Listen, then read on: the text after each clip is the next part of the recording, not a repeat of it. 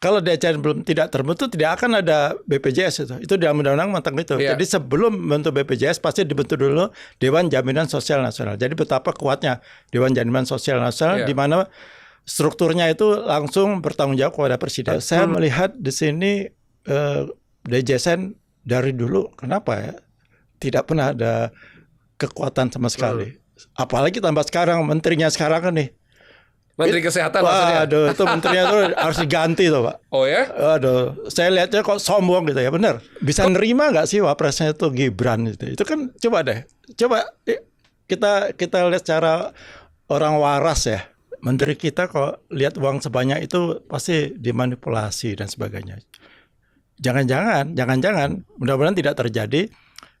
Pinjaman yang 60T lebih itu mungkin juga tidak termanfaatkan secara efektif untuk peruntukannya.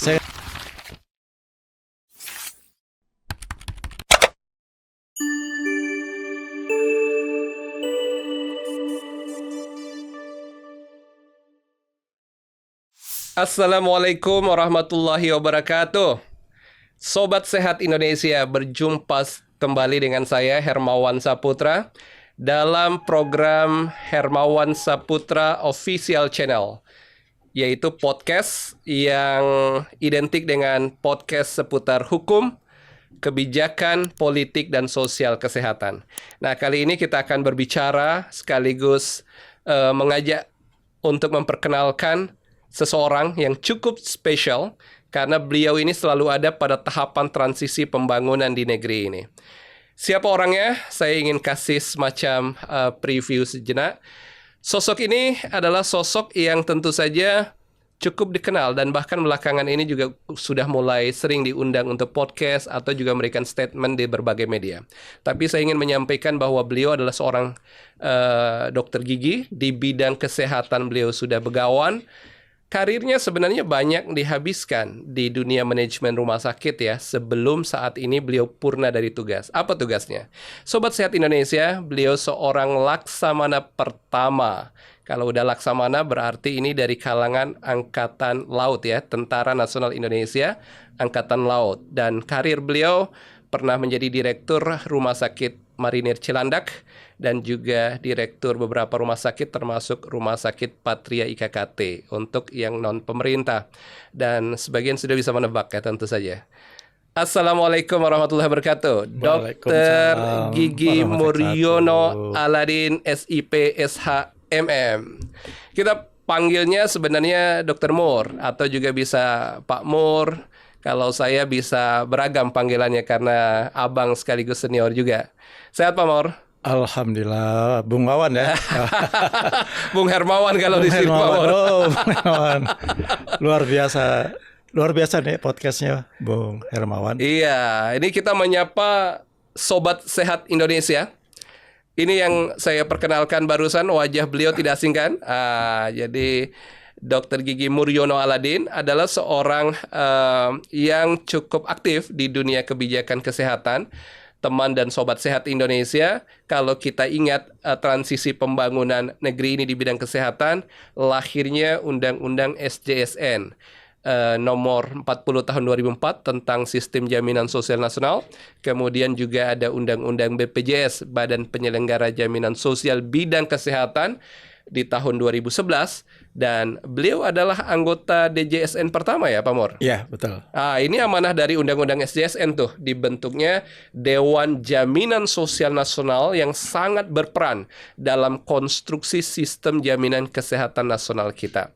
Nah, jadi beliau akan mengonfirmasi tentang beberapa hal terkait dengan hal itu, tetapi saya ingin melanjutkan perkenalan kita. Pak Mur adalah seorang yang tidak bisa diam-diam saja. Beliau selalu hadir di berbagai kesempatan ketika pemerintah kita menyelenggarakan akreditasi juga untuk fasilitas kesehatan, terutama fasilitas kesehatan tingkat primer. Beliau juga mendirikan yang namanya Lavkespri, lembaga akreditasi. Rumah sakit juga Pak Mur? Sudah punya duluan malahan. Namanya apa yang kalau rumah sakit? Lam KPRS. Oh iya betul, Lam KPRS. Nah itulah. Jadi transisi kan, jadi dulu kalau kita itu quality assurance in healthcare itu belum menemukan satu kelembagaan yang firm, melainkan pemerintah memacu kompetisi dan juga hadirnya kontribusi yang aktif, beliaulah salah satu tokohnya. Jadi Pak Mur, sebenarnya banyak yang mau kita perkenalkan, tapi kita mengonfirmasi dulu. Benar Pak Mur ada dalam setiap transisi itu ya. Mulai dari SJSN tadi, Ya, di betul. DJSN, kemudian akreditasi ikut. Sekarang pun ada, tapi kita jangan bocorin dulu. Kira-kira bagaimana cerita itu semua Pak Mur bisa disampaikan ke Sobat Sehat Indonesia? Ya, jadi tentang lahirnya Undang-Undang 40 2004 tentang Sistem Jaminan Sosial Sosial Nasional. Memang saya kebetulan jadi anggota DPR pada waktu itu di fraksi TNI kan. Nah, satu lagi kan, sejarahnya anggota DPR RI. Ya, jadi saya berkesempatan untuk ikut di dalam pansus untuk melahirkan rancangan undang-undang nomor 40 tersebut, Ya, Sistem Jaminan Sosial Nasional. sehingga undang-undang tersebut disahkan. Ya.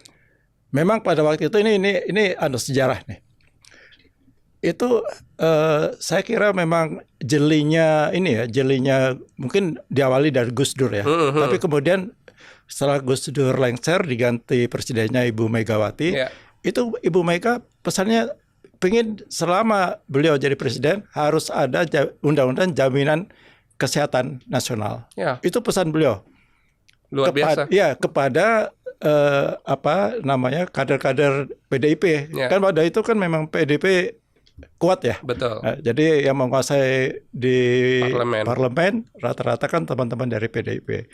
Menyampaikan ini keinginan presiden adalah supaya undang-undang SJSN bisa disahkan pada waktu beliau menjadi presiden.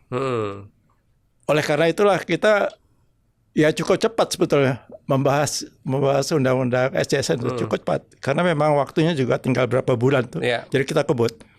Dan alhamdulillah semua fraksi, semua komisi yang terlibat di dalam pansus SJSN, RUU SJSN itu semuanya mendukung. Semuanya sama, jiwanya itu sama. Jiwanya, semangat ya untuk semangatnya juga sama untuk kita mempunyai undang-undang SJSN. Karena itu kita anggap penting.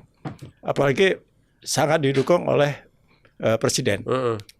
Dan alhamdulillah mendekati menjelang akhir masa jabatan beliau, kira-kira tanggal 18 itu ditandatangan oleh Ibu Mega presiden. Itu tanggal 18 Oktober. Kan tanggal 20 kan udah pemilu ya? Bukan, udah ganti presiden. Oh iya. Makanya pemilu udah selesai. Transisi ya. Pemilu udah selesai. saat itu. SBY kan. Itu bukan main, Bu. Saya yakin Bu Mega juga akan berbangga hati dan berterima kasih ya bahwa undang-undang SJSN RUU ternyata bisa disahkan di masa kepemimpinan beliau sebagai di penghujung. presiden. Jadi bisa kita katakan itu legacy Bu Mega ya. Iya betul, legasi Bu Mega. Dan itu juga memang betul-betul kita ingin ya Indonesia tuh punya sebuah program jaminan kesehatan nasional. Dan kalau kita lihat ya Bung Awan ya, itu program jaminan kesehatan nasional itu merupakan program jaminan kesehatan yang terbesar di dunia. Wow. Kenapa? Karena jumlah penduduk kita ya pada waktu itu aja masih askes itu sudah 100 sekian juta orang. Nah, kita punya plotting itu, jadi peta jalan di dalam kita melaksanakan program jaminan kesehatan nasional itu kira-kira 10 tahun kemudian paling tidak bisa menjadi 200 lebih. Dan sampai sekarang alhamdulillah sekarang ternyata sudah 98% dari jumlah penduduk. Kalau nggak salah, luar biasa. Itu berarti kalau jumlah penduduk kita kan 281 juta sekarang. 80 sekian kan. Bahkan udah lebih ya menuju UHC, Universal Health Coverage. Iya, 98% UHC-nya. 98% UHC-nya. Itu luar biasa sebenarnya. Walaupun masih ada beberapa tantangan yang harus diperbaiki ya di dalam pelaksanaan jaminan kesehatan nasional itu. Kita tahu, tapi sebagian besar jaminan kesehatan nasional itu betul-betul sangat didambakan oleh masyarakat kita. Itu yang saya lihat. Jadi ketika selesai disahkan, saya tidak pernah dilepas oleh teman-teman pada waktu itu, penjurunya dari teman-teman dari pemerintah itu di Kesra, dari Menko Kesra ya, ke Menko Kesra. Saya tidak pernah dilepas. Akhirnya saya bersama teman-teman, termasuk Prof. Hasbullah. Saya dengar Prof. Hasbullah sudah tamu juga di sini Prof. Hasbullah, termasuk ikut juga ya. Oh itu awalnya diskusi. Awalnya kan di dalam undang-undang tersebut memang ada amanat untuk kita membentuk Dewan Jaminan Sosial Nasional. Nah, karena pemerintah kelamaan, kami bikin sendiri Dewan Jaminan Sosial I namanya. Insya Allah. Karena apa? Karena kami minta berapa kali ke pemerintah tidak pernah disetujui. Tapi kan itu amanah undang-undang. Itu dia tidak pernah tembus. Dan waktu itu kami kira mungkin karena Pak SBY masih baru kan. Kalau itu Bu Mega mungkin langsung karena Bu Mega ngikuti ini. Kalau SBY mungkin masih dalam beliau masih transisi dan masih mikir-mikir tuh apa tuh barang itu kan gitu mungkin ya. Akhirnya baru tahun 2008 ada Dewan Jaminan Sosial Nasional. Nah itu pertama kali resmi. Berarti itu 2008 pemerintahan Pak SBY kedua ya, mau masuk kedua berarti periode kedua. Hampir kedua. Iya kan 2009 kan baru yang kedua kan. Jadi mendekati akhir jabatan yang kedua, mungkin karena beliau udah mau selesai, mungkin cepat-cepat bikin DJSN karena kami desak juga. Apa karena Pak Mur aktif di SIKIP waktu itu? Enggak. Mungkin termasuk itu. Karena saya juga titip ke Ibu Ani. Karena kebetulan Ibu Ani kan sebagai ketua pembinanya SIKIP. Ya saya titip beliau, Bu, mohon supaya Bapak ini bisa bantu. Sobat Sehat Indonesia, Laksamana pertama Dr. Gigi Mulyono Aladin juga orang yang cukup aktif di pemerintahan Pak SBY, tetapi bukan di kabinetnya, tetapi mendukung semacam SIKIP itu kegiatan sosial ya. Jadi semacam solidaritas atau serikat istri kabinet. Jadi istri-istri kabinet Indonesia Bersatu. Zaman pemerintahan Pak SBY, Susilo Bambang Yudhoyono sebagai presiden kita, di kalangan ibu-ibu, istri-istri menteri ini cukup aktif sekali. Betul. Dalam aspek sosial charity, terutama kesehatan kan ya Pak Mur? Semuanya.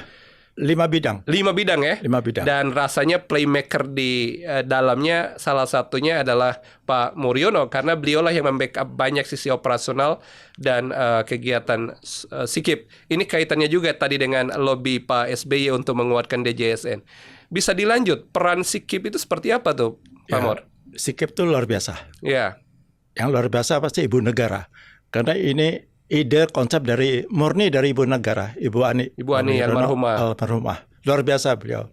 Nah, saya kebetulan masuk situ, beliau sudah punya konsep. Saya merapikan, membantu ibu-ibu menteri di dalam melaksanakan kegiatan dari SIKIP. Jadi kegiatan SIKIP itu programnya adalah namanya Indonesia Sejahtera. Jadi program besarnya Indonesia Sejahtera, bagaimana SIKIP membantu menteri atau menteri pemerintah di dalam mensejahterakan masyarakat. Di dalam Indonesia Sejahtera ada 5 kegiatan SIKIP. Yang pertama kami namakan Indonesia Sejahtera. Indonesia Peduli. Nah, ini awal pertama itu Indonesia Peduli. Ketika beliau baru dilantik ya, Pak SBY dilantik bulan Oktober 2004 ya. Periode awal berarti. Pertama kali 2004 Desember kejadian tsunami Aceh. Nah, itu pertama kali SIKIP punya kegiatan pertama kali membantu tsunami di Aceh. Jadi Ibu Ani turun langsung ke sana. Nah, itulah mungkin dari situ ide beliau untuk ini tetap dilanjutkan kegiatan ini. Jadi tidak hanya kalau ada kegiatan masalah kayak gempa dan sebagainya itu baru kita turun, enggak. Tapi ini bikin semacam sesuatu yang terstruktur gitu, yang jelas. Arahnya jelas. Makanya tadi kita sebut syarikat atau solidaritas sebenarnya kan. Kemudian akhirnya dibentuk juga Indonesia Pintar. Nah, itu kami punya mobil pintar, punya perahu pintar, yang pasti punya beda rumah dengan pintar. kartu Indonesia Pintar itu beda ya. Beda. Tapi arahnya untuk mendidik masyarakat dari TK, bawah TK apa namanya? PAUD. PAUD. Dari PAUD sampai dengan tingkat ke atas lah kami memberikan dukungan, Iya. bantuan. Kemudian ada namanya Indonesia Sehat. Itu juga tentang kesehatan. Terus kemudian yang keempat Indonesia Kreatif. Iya. Itu tentang yang UMKM Iya. sekarang itu. Terus tentang kreativitas dari daerah-daerah. Itu oleh Bu Ani dibangkitkan. Apa sekarang itu namanya itu yang setiap daerah selalu punya itu. Itu dikembangkan oleh Bu Ani dari seluruh daerah itu. Terus satu lagi Indonesia Hijau. Oke. Itu tentang tanam-menanam, tentang ketahanan pangan dan sebagainya. Itu 5 kegiatan tersebut, Indonesia Peduli, Indonesia Hijau, Indonesia Pintar, Indonesia Sehat, Indonesia Kreatif, itu jalan semuanya. Luar biasa. Luar biasa. Jadi Sangat luar biasa. Ibu Ani Susilo Bambang Yudhoyono almarhumah, insyaallah beliau husnul khotimah. Amin. Semoga Allah meridhoinya dunia dan akhirat. Itu banyak sekali jasanya karena Pak Mur menyampaikan langsung di dalam semua aktivitasnya, beliau juga ada di dalamnya. Itu bagian dari kepedulian yang sebenarnya kita juga tidak terlalu menemukan ya di era kepemimpinan Pak Jokowi. Itu ya dia. Solidaritas istri-istri Ini ibu kabinet ya. negara berikutnya kok nggak ada peran ya gitu loh. Saya dengar ada, tapi tidak muncul sebagai arus utama. Tidak muncul, dan mungkin ada, saya yakin ada, tapi kok tidak seperti waktu ketika zaman almarhumah Bu Ani itu. Iya, Itu iya. luar biasa. Saya aja hampir tiap hari tidak ada tanpa acara atau kegiatan. Selalu ada, tiap hari itu selalu ada acara. Kan ada 5 itu Iya. program, jadi keliling itu. Nah, oke. Sekarang nih Pak Mur, kita kembali ke isu DJSN tadi, kaitannya dengan jaminan sosial nasional kita. Menurut Pak Mur, peran DJSN dengan perjalanan BPJS yang sudah sekian lama, sekarang kita kalau hitung BPJS ini usianya udah 14 tahun, karena undang-undangnya tahun 2011 ingat saya itu ya. Iya. Jadi sudah cukup lama. Iya. Apalagi kalau SJSN dari 2004 undang-undangnya. Iya. Udah berapa nih? 21 tahun? 21 tahun. Wow, luar biasa. Apa yang menjadi tantangan sekaligus hal yang patut dikuatkan di kebijakan jaminan sosial nasional kita ini? Jadi dari awal ya, karena saya merasakan betapa DJSN itu kan sebenarnya suatu organ yang sangat penting untuk pelaksanaan dari Badan Penyelenggara Jaminan Sosial BPJS. Kalau DJSN belum tidak terbentuk, tidak akan ada BPJS itu. Itu dalam undang-undang tentang itu. Iya. Jadi sebelum membentuk BPJS pasti dibentuk dulu Dewan Jaminan Sosial Nasional. Jadi betapa kuatnya Dewan Jaminan Sosial Nasional, Iya. di mana strukturnya itu langsung bertanggung jawab kepada Presiden. Tapi kenyataannya dipanggil sekalipun tidak pernah oleh Presiden. Kan Gitu luar ya. biasa itu, luar biasa. Tidak tahu itu pemerintah kok tidak menganggap DJSN itu. Padahal di situ kan para pakar, para ahli Iya. berkumpul untuk merancang Dan ya. itu mestinya ya, seorang pemimpin itu ini kan untuk kesejahteraan rakyat ya. Betul. Ini kesejahteraan rakyat secara menyeluruh, dan sekarang kita lihatlah bagaimana BPJS Kesehatan itu, jaminan kesehatan nasional itu sangat didambakan oleh masyarakat kita, sangat didambakan, terlepas dari kekurangannya. Dan ini tumbuh terus kan, dan kegiatan yang mereka laksanakan juga sudah mumpuni lah, walaupun masih kekurangannya. Dan banyak masalah yang dihadapin oleh BPJS kita tahu. Nah, terutama pada DJSN itu kok seperti tidak dianggap, kayak tidak ada gitu. Ada tapi tiada gitu. Betul. Banyak sekali tanggung jawabnya DJSN itu terhadap pelaksanaan dari BPJS sebetulnya. Banyak sekali ya. Tapi tidak terlihat. Iya, dan BPJS ini kan badan hukum publik ya, Iya. bukan ASN atau PNS Bukan. yang ada di sana. Mestinya DJSN juga tidak diisi oleh orang-orang ASN ya. Mestinya tidak boleh, kecuali mewakili pemerintah. Oke. Kalau mewakili pemerintah Unsur memang pemerintah. harus masih aktif Iya, sebagai iya. ASN. Iya. Ada perwakilan pemerintah pasti ada, tapi tidak bunyi. Mestinya biasanya kan diminta dari perwakilan Kementerian Keuangan. Iya. Pernah Menko aja pernah masuk sebagai anggota DJSN waktu zaman saya itu, tapi nggak bunyi. Oke. Tidak bisa mewakili kami untuk bicara di Kementerian Keuangan atau di pemerintah. Pertahanan juga Kementerian Pertahanan, ada perwakilan di sana. Kementerian Sosial juga ada perwakilan di DJSN. Konsekuensi dan dampaknya apa sebenarnya terhadap kepentingan masyarakat kalau tidak berjalan secara optimal fungsi DJSN? Kan DJSN maunya kan ini independen. Iya. Ini BPJS itu bukan pemerintah punya uang loh. Pemerintah hanya menitipkan PBI, itu dibayar pemerintah. Iya. Kemudian ASN atau pensiunan purnawirawan itu kan dibayar oleh pemerintah ya, dipotong dari gajinya. Artinya apa? Uang di BPJS Kesehatan itu adalah milik peserta, bukan milik pemerintah. Oleh karena itulah kenapa DJSN itu pada waktu dibentuk Undang-Undang SJSN itu independen, tidak boleh pemerintah yang menjadi anggota DJSN sebetulnya. Hanya perwakilan, yaitu untuk suara pemerintah juga harus didengar. Tapi ketuanya itu sebenarnya harus non pemerintah atau yang tidak aktif lah. Pak Mur sendiri sudah pensiun dari TNI waktu itu?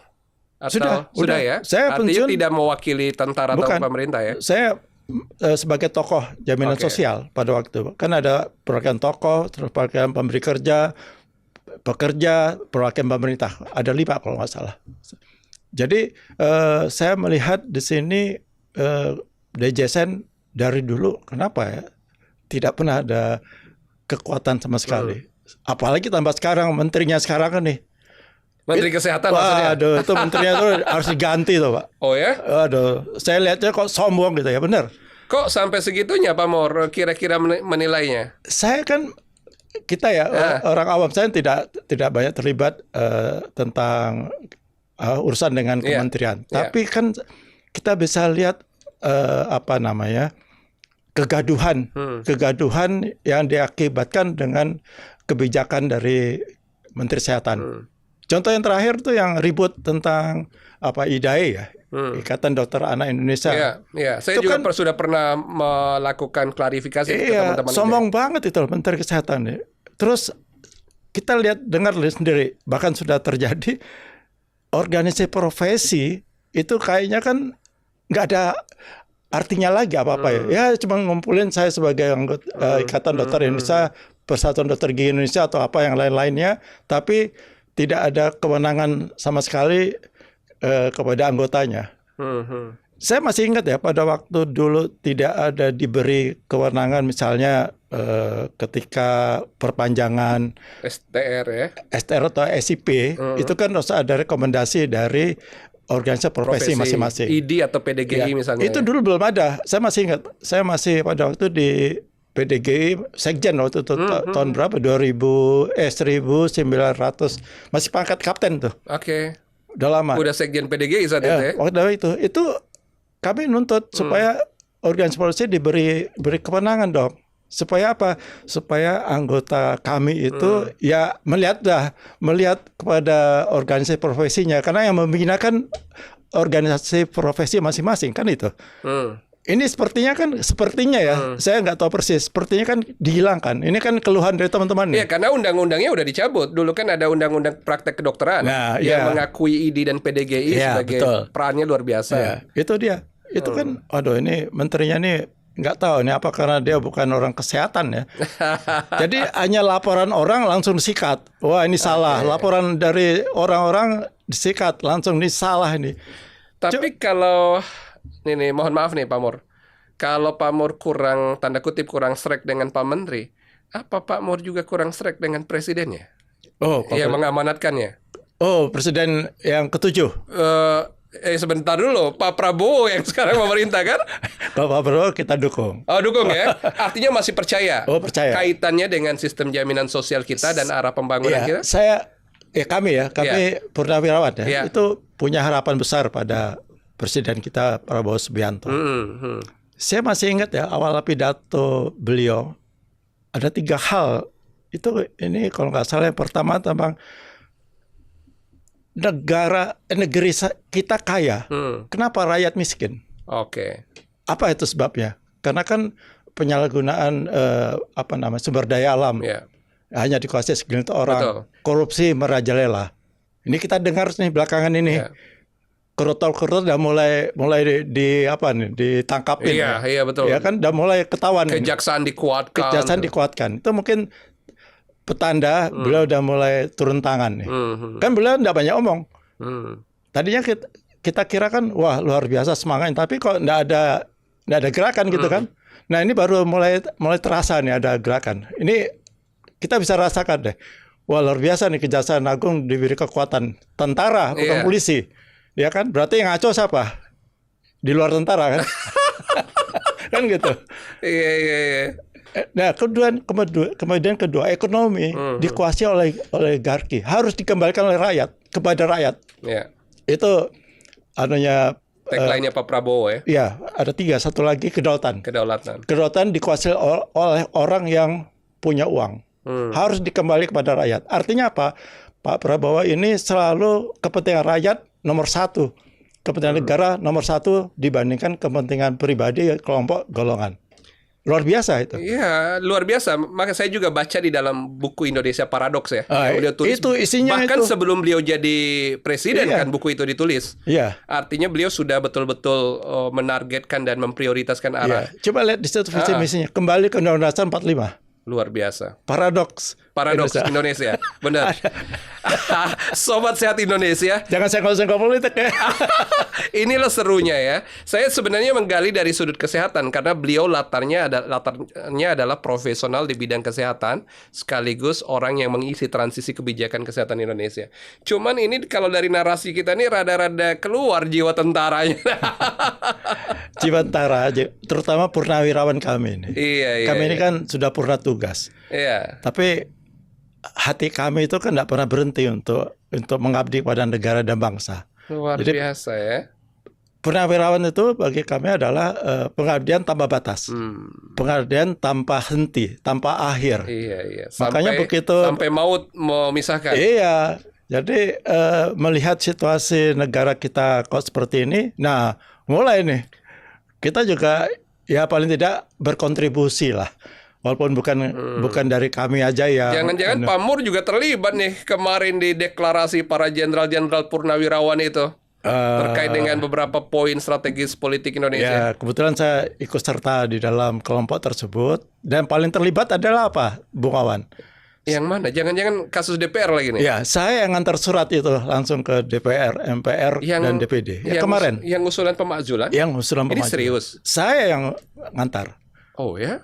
Saya yang ngantar. Sengaja kenapa? Saya tidak percaya. Tadi ada beberapa teman mengatakan, lah lewat teman saya.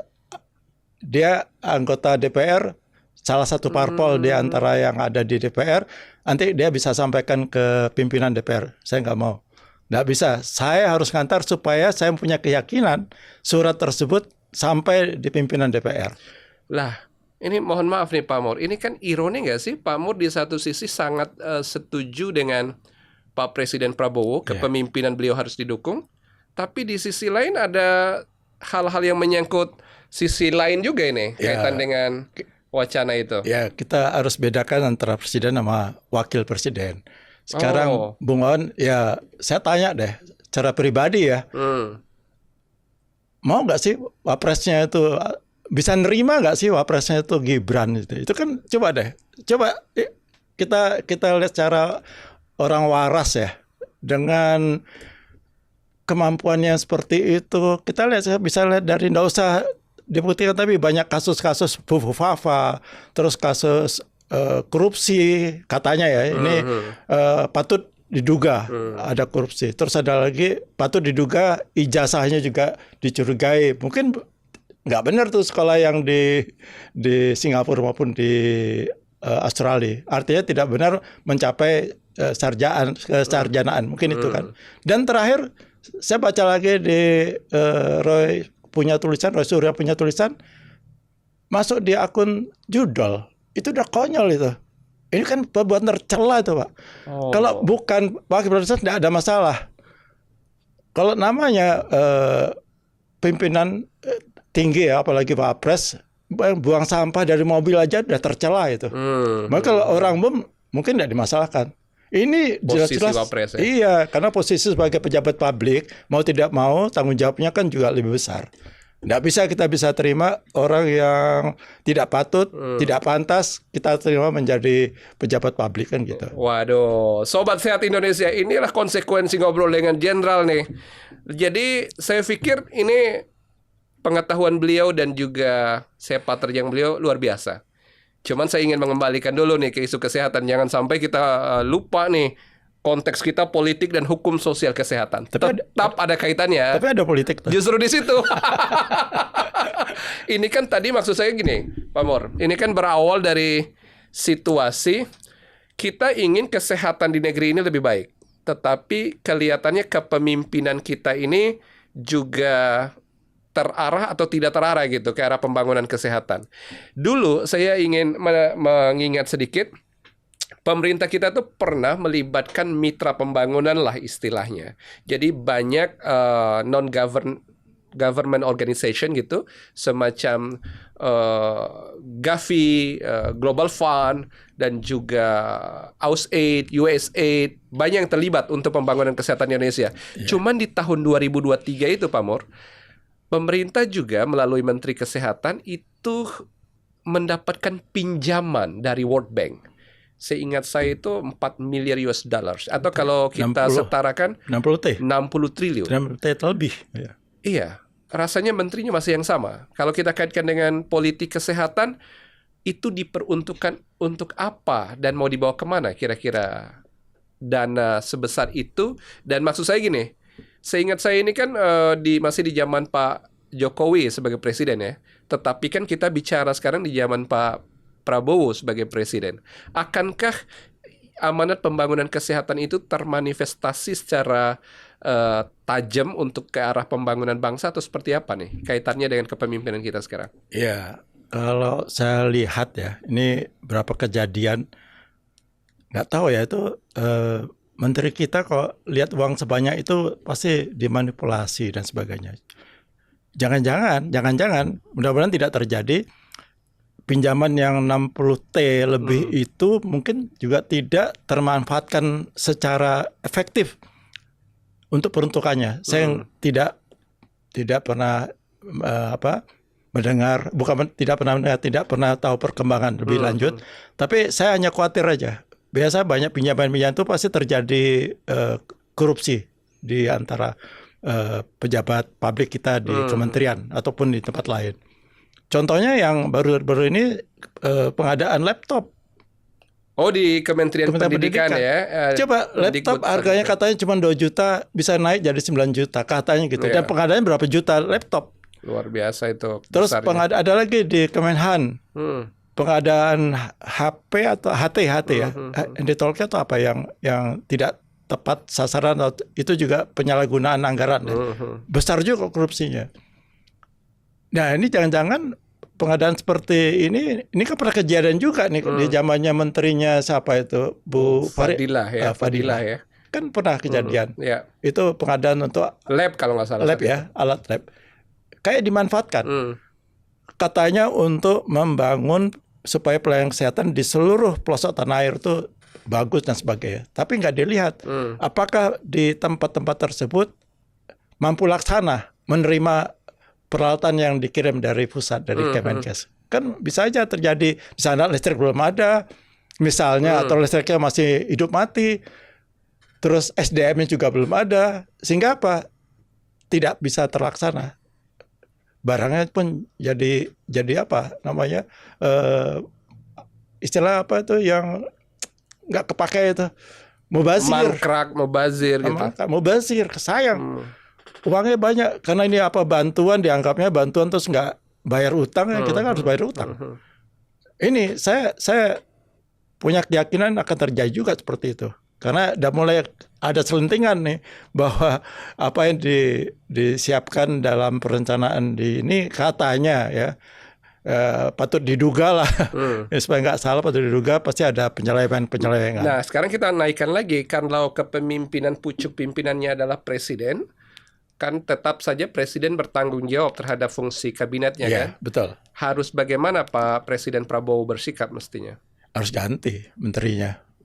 Ya, kalau tegas sekali nih Sobat Sehat. Kalau saya jadi presiden ganti ya. Kalau kan selalu bilang mengingatkan pada para menterinya, jangan coba-coba bermain uang negara.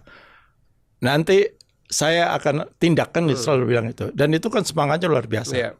Apalagi ini kan titipan kayaknya. Katanya ya ini banyak dengar dari berita-berita bahwa Menteri Kesehatan ini salah satu titipan dari presiden yang lalu lah.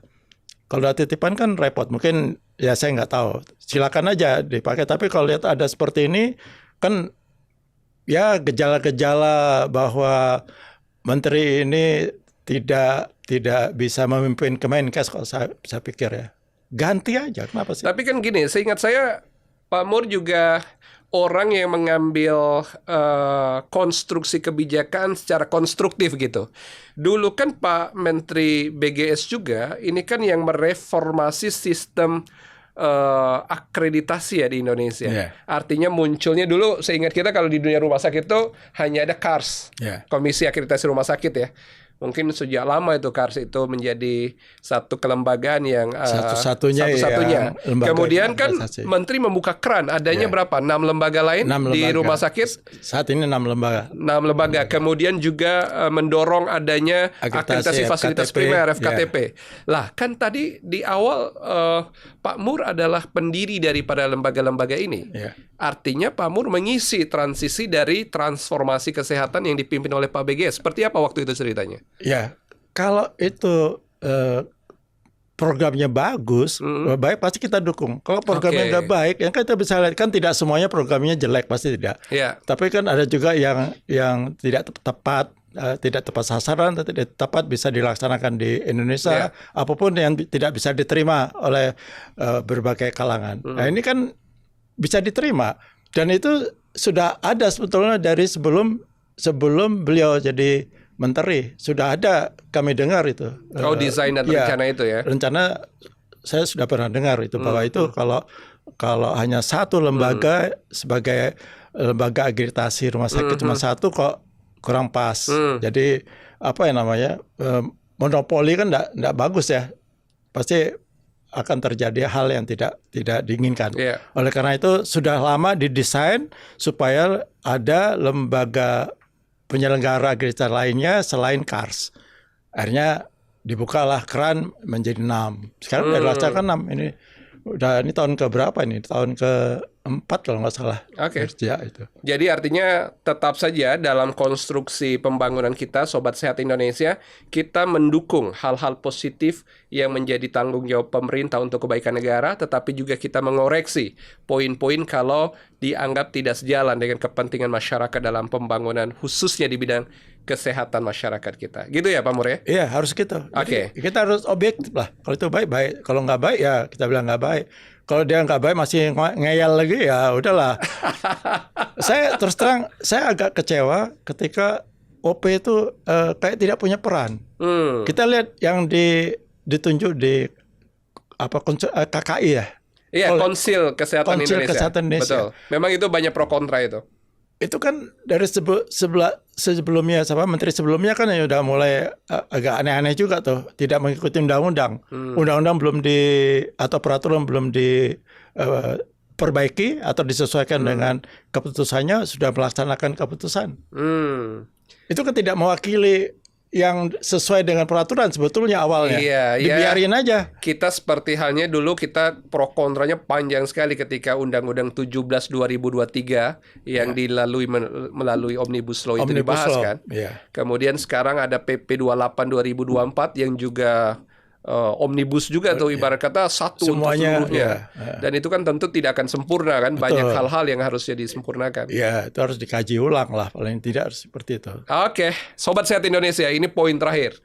Karena beliau cukup lama berkarir di TNI, khususnya Angkatan Laut, sebagai jenderal di Angkatan Laut. Kalau di Angkatan Laut sebutnya Laksamana.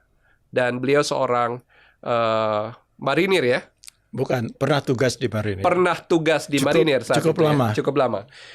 Kalau di Angkatan Laut, bagaimana sistem kesehatannya dibangun saat ini? Kalau dulu sih, seingat saya ada rumah sakit tingkat 4, tingkat 3, tingkat 2, 1 begitu ya Pak ya? Ya, Kalau di Angkatan Darat kan juga kita mengenal seperti itu ya? mirip. Karena itu sama. Sama ya? Sama, modelnya sama, Oke. sistem sama. Di lingkungan tentara seperti apa sistem kesehatan sekarang ini dibangun? Apakah akan seperti ini terus? Karena sekarang kan membuka layanan publik ya, tidak hanya dikhususkan untuk pensiunan atau tentara aktif ya, tapi juga membuka layanan publik di era JKN. Seperti apa arahnya? Iya, jadi semua rumah sakit memang tidak boleh eksklusif ya, aja untuk kalangan mereka sendiri. Kayak masjid lah. Iya. Rumah sakit itu kan bagian integral dari masyarakat. Terbuka. Terbuka. Layanan publik. Iya, cuma tinggal pengaturannya bagaimana melayani kalau yang aktif, Iya. bagaimana melayani pensiunan atau purnawirawan, bagaimana melayani masyarakat Iya. umum. Dan sekarang kan kita sudah satu model, adalah program JKN. Semua kan melalui BPJS Kesehatan. Iya. Semuanya. Yang tidak melalui di BPJS Kesehatan ya itu kekhususan lah. Itu diatur masing-masing. Tapi secara umum semuanya mengikuti aturan dari BPJS Kesehatan. Dan hampir semua rumah sakit TNI saya kira dari dulu diikutsertakan dalam program Jaminan Kesehatan Nasional JKN. Iya. Dari dulu dari awal ya. Di awal berdiri memang kami ajak pada waktu kami di DSN itu diajak supaya mereka juga ikut serta di dalam program Jaminan Kesehatan Nasional. Memang pada waktu itu memang ada pro kontra, tapi akhirnya bisa berjalan dengan Karena baik. membantu masyarakat membuka akses juga. Kan Iya. tidak semua daerah kan ada rumah sakit umum.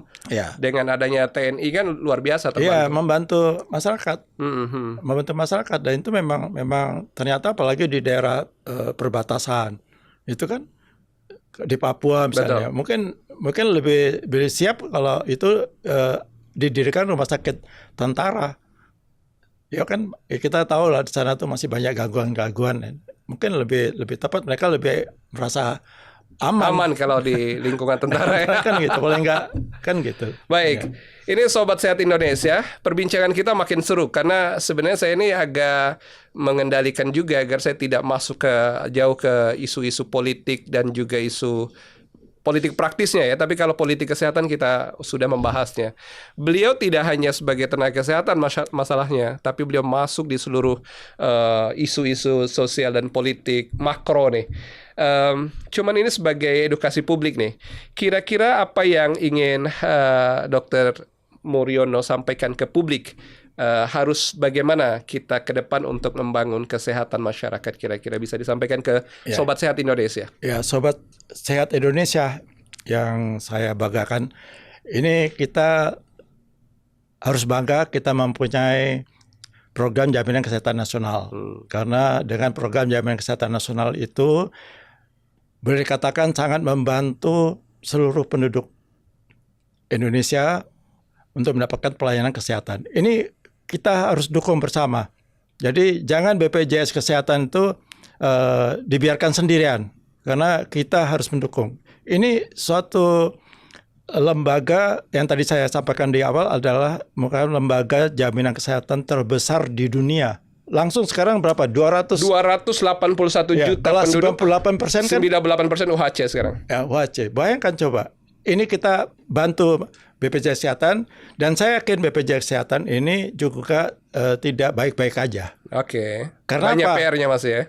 Kenapa? Karena kita bisa hitung-hitung lah sendiri antara premi yang diterima dengan benefit yang diberikan nggak seimbang, mismatch, nggak pas. Oke. Jadi preminya sangat kecil dan benefitnya kita tahu luar biasa, banyak sekali yang berterima kasih pada program JKN karena masyarakat yang tidak mampu kan terbantu semuanya dilayani oleh BPJS Kesehatan. Nah, kenapa BPJS ada potensi defisit? Saya yakin itu belum terbuka aja, tapi potensi defisit bisa kita baca. Pertama tadi sampaikan itu antara iuran dengan benefit jauh sekali. Benefitnya besar, iurannya masih kecil. Kemudian kedua, tidak semua teratur membayar iuran. Biasanya lagi sakit, wah, bayar semua. Begitu udah sembuh diam. Jadi inaktif akan banyak kemungkinan kepesertaan. Kebanyakan, mungkin saya yakin, mungkin berapa persen, mungkin tidak semua, tapi saya yakin tidak semua aktif. Dia kan mengurangi dana bagi BPJS Kesehatan. Dan yang ketiga adalah BPJS membiayai penyakit katastrofik. Katastrofik itu mahalnya luar biasa. Saya baca di laporan di mana majalah itu sampai 25-30% setiap tahun yang untuk pembiayaan jaminan untuk katastrofik. Katastrofik itu Sobat Sehat Indonesia penyakit-penyakit degeneratif seperti stroke, jantung, cancer, dan penyakit-penyakit tidak menular lain. Itu biaya besar. Ya, sangat besar, 30%. Itu katanya sekitar per tahunnya antara 23 sampai 30 T lah, antara sekitar itulah. Jadi buat masyarakat kita yang penting sehat lebih baik daripada sakit dan harus diobati. Nah, itu artinya apa? Saya sampai kepada sobat sehat Indonesia, kita jaga kesehatan. Jangan kita mentang-mentang ada JKN terus kita lupa pula itu ada JKN, nanti kita bisa berobat. Jangan, karena JKN itu juga program itu juga membutuhkan dana yang cukup besar. Katastrofik itu dapat kita hindari. Dan Bung Hermawan ya, saya punya konsep sebetulnya untuk menangani potensi defisit BPJS Kesehatan. Ada ya? Ada. Berarti kita butuh podcast berikutnya lagi nih, lanjut. Itu bisa kita artinya apa? Saya dan teman-teman sudah membuat satu konsep. Sebenarnya simple programnya apa? Program pendanaan tambahan untuk membiayai penyakit katastrofik BPJS Kesehatan. Jadi semua penyakit katastrofik BPJS Kesehatan diambil alih oleh program ini. Bagaimana cari uangnya? Nah, itu nanti. PR ya. Baiklah, Sobat Sehat Indonesia, sebenarnya ini PR ini harusnya dikulik lebih lanjut. Tapi kali ini waktu jua yang memisahkan kita sementara ya. Kita cukupkan sampai di sini. Karena kita akan berjumpa kembali dalam Hermawan Saputra Official Channel untuk diskusi-diskusi strategis berikutnya. Dan kita tagih Pak Muryono Ladin. Boleh saya sampaikan ada satu kata bijak. Ya. Ini kata bijak ini. Didiklah lidah agar bisa menjaga lisan. Didiklah hati agar tidak berbangga diri ya. Kemudian didiklah mata agar tidak memandang rendah orang lain. Luar biasa. Didiklah diri agar tidak merasa selalu benar dan menyatakan salah orang lain atau menyalahkan orang lain. Artinya apa? Ini kepada pejabat-pejabat publik kita lah. Jangan mentang-mentang jadi pejabat terus lupa diri. Janganlah menganggap enteng organisasi itu, orangnya itu profesor-profesor di situ. Orang pintar semua dan menguasai masalah kesehatan. Jangan dianggap kayak tidak ada apa-apanya itu. Dengarkanlah mereka. Jangan sombong gitu loh. Betul. Ini pesan aja nih. Pesan istimewa dari Laksamana Pertama Dr. Gigi Murjono Aladin, SIP SHMM. Abang kita yang luar biasa. Terima kasih Pak Laksamana. Makasih. Sampai Sama-sama. jumpa pada Sampai jumpa. program kita berikutnya. Makasih. Sehat selalu.